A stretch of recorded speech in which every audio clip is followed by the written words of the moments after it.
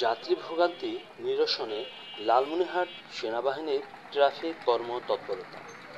লালমনিরহাট থেকে পাঠানো ইসমাইল আশরাফের তথ্য চিত্রে বিস্তারিত। পবিত্র ঈদ উল ফিতরে মানুষের জীবনযাত্রা সুশৃঙ্খল রাখতে, দুর্ঘটনা এড়াতে এবং যানজট নিরসনে লালমনিরহাট সেনাবাহিনী ক্যাম্পের উদ্যোগে শহর জুড়ে চলছে সপ্তাহব্যাপী ট্রাফিক নিয়ন্ত্রণ কার্যক্রম। লালমনিরহাট জেলার ব্যস্ততম এলাকা মিশন মোড়, বড়বাড়ি, মোস্তফিরহাট, তিস্তা বাজার এলাকাসহ শহরের মহাসড়কে এই কার্যক্রম চলছে। যত্রতত্র গাড়ি থামিয়ে যাত্রী ওঠানামা বন্ধসহ অবৈধ পার্কিং বন্ধ হয়েছে।